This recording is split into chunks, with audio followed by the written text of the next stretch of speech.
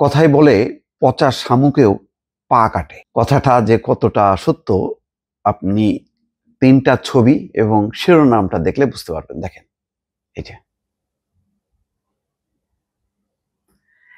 এটা হচ্ছে শেখ রেহেনা, তার কন্যা টিউলিপ এবং তার পুত্র ববি, এই ৩ জনের ছবি দর্শক এখানে।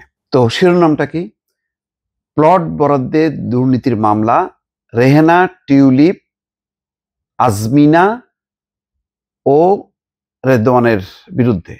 আজমিনার ছবিটা নাই, রেদওয়ান ববির ছবি আছে, শুধু টিউলিপের ছোট বোন আজমিনার ছবি এখানে নেই। ৩ জনের, অর্থাৎ রেহেনা মা হিসাবে মা এবং তার ২ সন্তানের ছবি আছে, আরেক সন্তানের ছবি নেই।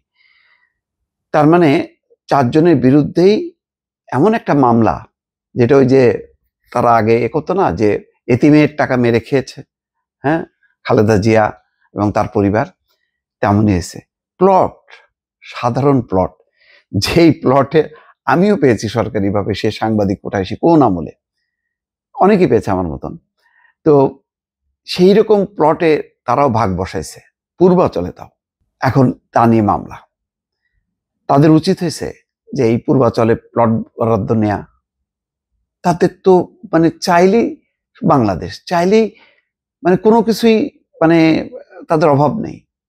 দেখেন, মা লন্ডনের বোধহয় দ্বৈত নাগরিক, মেয়ে টিউলিপ হচ্ছে কত বড় সম্মান, British MP, British city minister ছিল।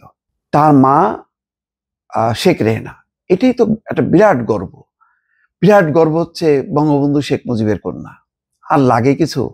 তারপর দেখেন এই যে রেদওয়ান ববি, শিক্ষিত, সমস্ত থাকে ফিনল্যান্ডে, মানে বোন থাকে লন্ডনে, উনি থাকেন ফিনল্যান্ডে।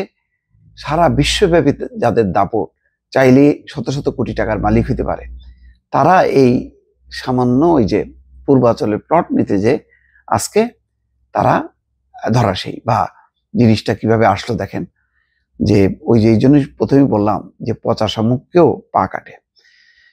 পূর্বাচলে প্লট বরাদ্দে দুর্নীতির অভিযোগে পৃথক ৩ মামলায় ক্ষমতাচ্যুত প্রধানমন্ত্রী শেখ হাসিনার বোন শেখ রেহেনা, রেহেনার মেয়ে টিউলিপ সিদ্দিক, আজমিনা সিদ্দিক এবং ছেলে রাদওয়ান মুজিব সিদ্দিক ববি বিরুদ্ধে সাক্ষ্য গ্রহণ শুরু হয়েছে। দুর্নীতি দমন কমিশনের করা এই ৩ মামলায় আজ বুধবার ঢাকার বিশেষ জজ আদালত ৪-এ এই মামলার সাক্ষ্য গ্রহণ শুরু হয়। প্রথম আলোকে এই তথ্য নিশ্চিত করেছেন দুদকের পাবলিক প্রসিকিউটর তরিকুল ইসলাম। টিউলিপ সিদ্দিক যুক্তরাজ্যের পার্লামেন্টের সদস্য, তিনি দেশটির সাবেক সিটি মিনিস্টার, তিনি এখন বাংলাদেশে বিচারের মুখোমুখি। সে আবার গার্ডিয়ান পত্রিকায় কে বলছে যে সে একটা এর মধ্যে পড়ে গেছে, ধান্দার মধ্যে পড়ে গেছে, যে তার বিরুদ্ধে অপরাধ কি সে জানে না, কিন্তু বাংলাদেশে তার বিচার চলছে, এমন কথা কিন্তু তিনি বলেছেন। অথচ জানে না, না জেনেই এই কাজগুলি হয়েছে। তিনি বাংলাদেশে আসলে তিনি হয়ে যান বাংলাদেশি, আর ব্রিটেনে থাকলে বলে যে আমি ব্রিটিশ, আমি বাংলাদেশকে চিনি না। এর আগে গত 11ই আগস্ট প্লট বরাদ্দে দুর্নীতির অভিযোগে তার অপর ৩ মামলায় শেখ হাসিনার ছেলে সজীব ওয়াজেদ জয় এবং মেয়ে সাইমা ওয়াজেদ পুতুলের বিরুদ্ধে সাক্ষ্য গ্রহণ শুরু হয়েছে। তার মানে ওইদিকে 4 জন আর এদিকে 3 জন, মানে 7 জন। আমার ধারণা ছিল 6 জনের 60 কাঠা, এখন দেখা যাচ্ছে আরো 10 কাঠা, হয়তো 70 কাঠার কেস। এখন মামলায় কি হবে জানি না, মামলায় তো তাদের কোনো আইনজীবী নিয়োগ হবে কিনা সেটাও ঠিক নাই।